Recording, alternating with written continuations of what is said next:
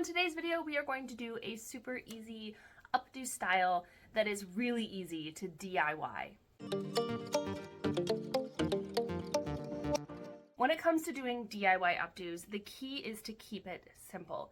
If you are not great at doing your own hair, then keeping it simple is going to really amplify your chances at success. If you try to get too complicated and bringing in techniques and things that you've never done before, you're probably going to struggle.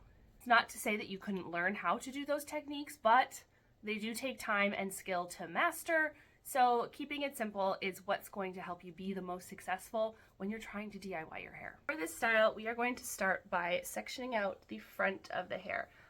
I'm going to section out everything here from the front of my ear forward, and same on the other side, which is sort of like my bang and my face framing layers.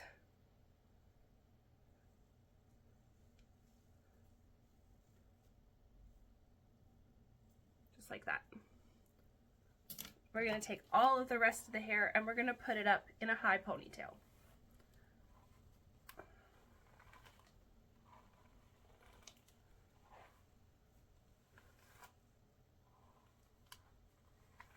At this point, you can check to make sure that this area is fairly even with straight lines.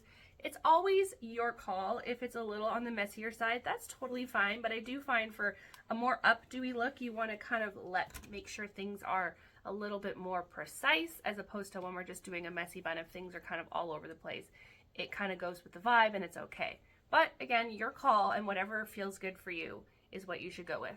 So I'm going to take one of my little nylon hair ties here. I will link these ones that I use because they're super gentle in the description and in the comments, and you can find those on Amazon. Create a ponytail here, and I like to tie this hair tie around my hair 4 times to get it really tight, but I'm just going to tie it 3 times because we're going to go back and tie it again after. So to start with, I've just tied it 3 times. I'm going to spray a bit of heat protection in my ponytail and in my bangs. This one is the Moroccan Oil Prevent and Protect spray.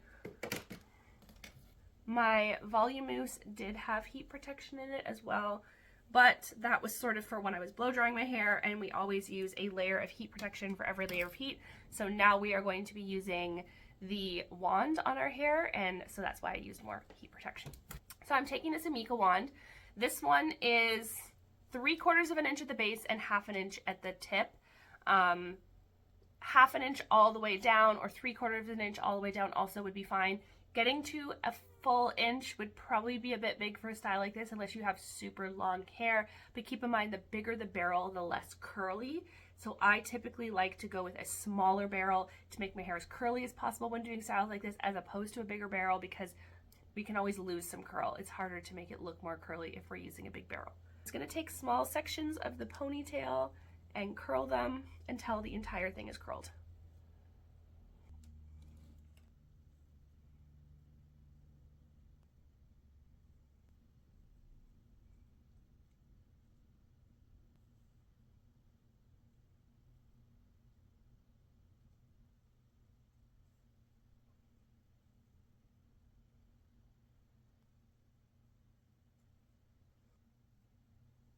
All right, we have the entire ponytail curled. I'm also going to curl these bits around my face. So I'm going to take kind of sections. So I wouldn't take like all of this hair.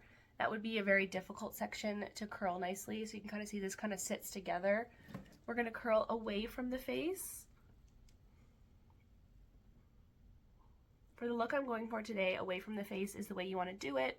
But again, if you prefer it a different way, you can always do what you like best.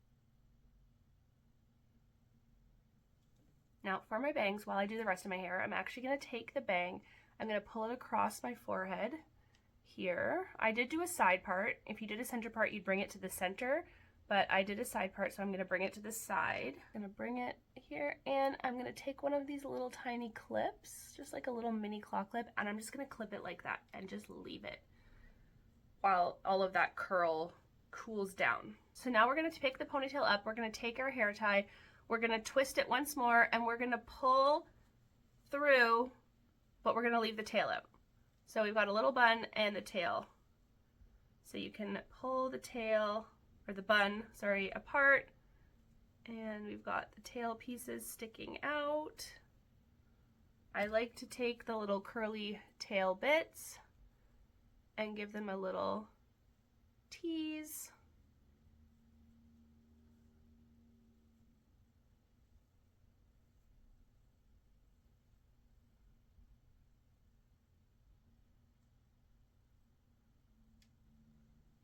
Then I'm going to take my clip out, and it's just going to cool. It's going to sit a little bit more across my forehead because I let it cool that way. So I'm just going to lightly comb out my curls with my comb / my fingers. I'm going to take some of this hair from the side. This piece did not get curled, but it's also too short to go back in, so I'm just going to curl that. Missed it.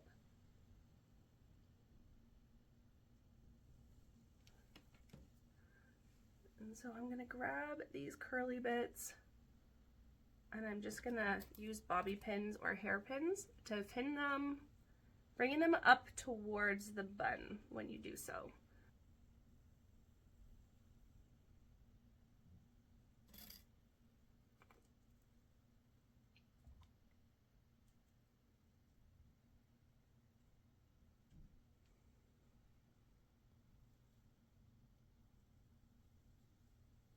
Now, the thicker your hair is, the more hair you're going to have to work with at this point.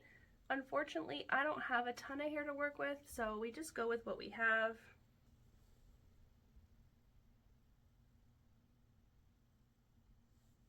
Really pretty, really simple, really easy to do on your own. Is it as formal and intricate as if you went and got your hair professionally done? No, but getting our hair professionally done is not always an option, and sometimes doing it ourselves is what we are left with.